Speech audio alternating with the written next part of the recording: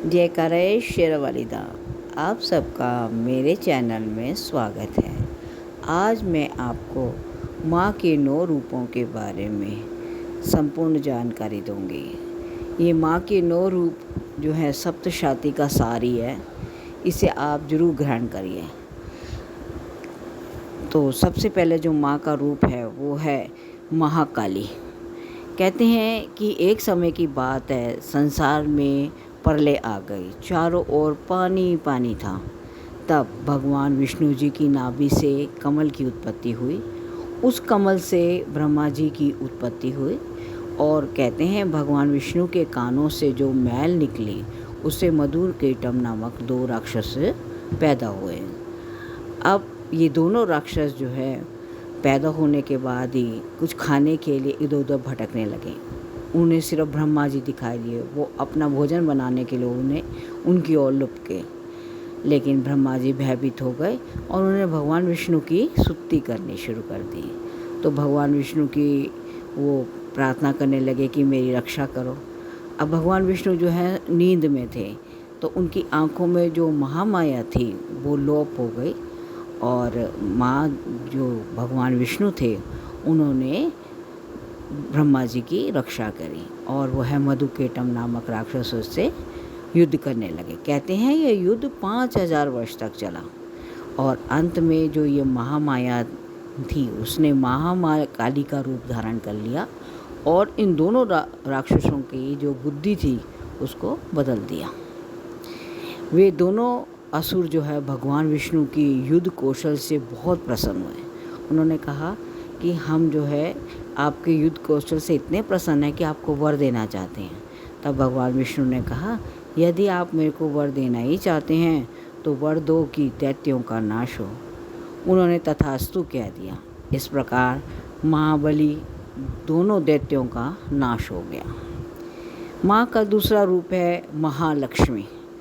कहते हैं कि प्राचीन समय में एक महिषासुर नामक दैत्य था। उसने भी समस्त राजाओं को हराकर पृथ्वी और पाताल पर अधिकार कर लिया। स्वर्ग पर वह अधिकार करना चाहते थे, इसलिए उन्होंने देवताओं पर भी चढ़ाई कर दी। देवता अब भयभीत हो गए और भगवान विष्णु और शंकर जी के पास पहुँचे। भगवान विष्णु और शंकर जी ने उनकी प्रार्थना को सुना और तब कहते हैं कि उनके शरीर से एक पुंज निकला।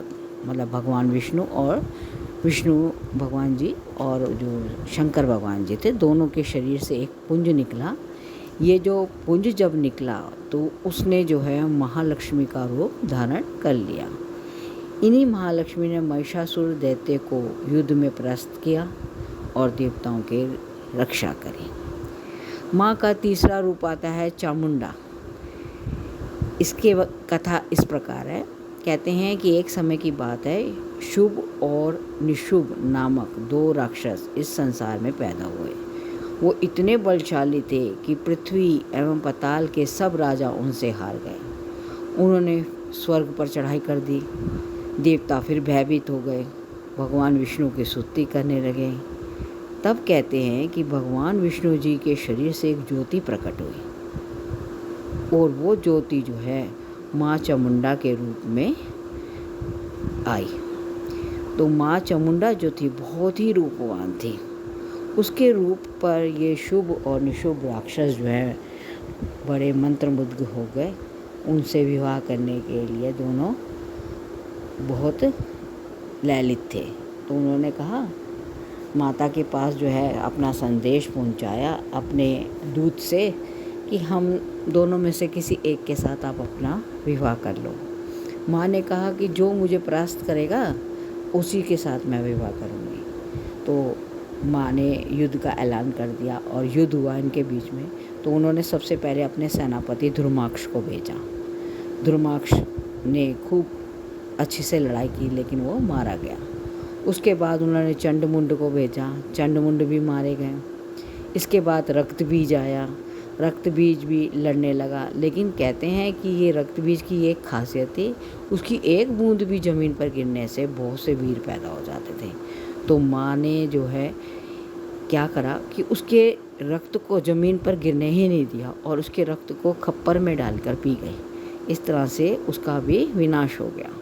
अंत में शुभ निशुभ खुद लड़ने आए और माता के हाथों से मारे गए। तो इस तरह से माँ का ये चामुंडा रूप का वर्णन मैंने आपको किया। इसके बाद जो 5वां रूप है माँ का, वो है योग माया। जब कंस ने वासुदेव देवकी के 6 पुत्रों का वध कर दिया तो 7वें गर्भ के रूप में शेषनाग के अवतार बलराम जी आए, जो रोहिणी के गर्भ में स्थानांतरित होकर प्रकट हुए। तब 8वां गर्भ श्री कृष्ण जो है प्रकट हुए। उस समय गोकुल में यशोदा जी के गर्भ से भी एक कन्या ने जन्म लिया था, उसका नाम था योग माया। वासुदेव जी कृष्ण को गोकुल छोड़ आए और बदले में योग माया को वापस ले आए। तो जब कंस ने कन्या को देखा तो उसको जो है ज़मीन पर पटकना चाहा, लेकिन वो उनके हाथ से छूटकर आकाश में चली गई और देवी का रूप धारण कर लिया। आगे चलकर इसी योग माया ने कृष्ण के हाथों योग विद्या और महाविद्या बनकर कंस, चारुड़ आदि शक्तिशाली असुरों का नाश किया। माँ का अगला रूप है रक्तदंतिका। कहते हैं कि एक बारी एक राक्षस था, उसका नाम था विप्रचिति। तो वो बहुत ही कुकर्म किया करता था। पृथ्वीवासियों को, देव लोक में देवताओं को उसने जीना हराम कर रखा था। तो देवताओं और पृथ्वीवासियों की प्रार्थना पर दुर्गा माँ ने रक्तदंतिका का रूप धारण किया और उस राक्षस का वध किया। कहते हैं कि माँ ने असुरों का रक्तपात करके मान मर्दन कर डाला। इसीलिए देवी के रक्तपान करने के कारण इसका नाम क्या पड़ गया, रक्तदंतिका। उसके दांत जो है वो पूरे लाल हो चुके थे, उनका खून पी पी के। माँ का अगला रूप है शाकुंभरी। इसके लिए भी ये कथा है कि एक समय की बात है, पृथ्वी पर सूखा पड़ गया। 100 वर्ष तक वर्षा नहीं हुई। चारों ओर सूखे के कारण हाहाकार मच गया, वनस्पति सूख गई। उस समय जो मुनि थे, ऋषि मुनि, उन्होंने माँ भगवती की पूजा की। माँ भगवती से प्रार्थना की कि जो है बारिश हो। तब माँ जगदम्बा ने पृथ्वी पर शाकुंभरी नाम के से स्त्री के रूप में अवतार लिया और उसने चारों ओर जो है उन्हीं की कृपा से, मतलब चारों ओर जल की वर्षा हुई। इससे पृथ्वी के समस्त जीव जंतुओं और वनस्पतियों को जीवन दान मिला।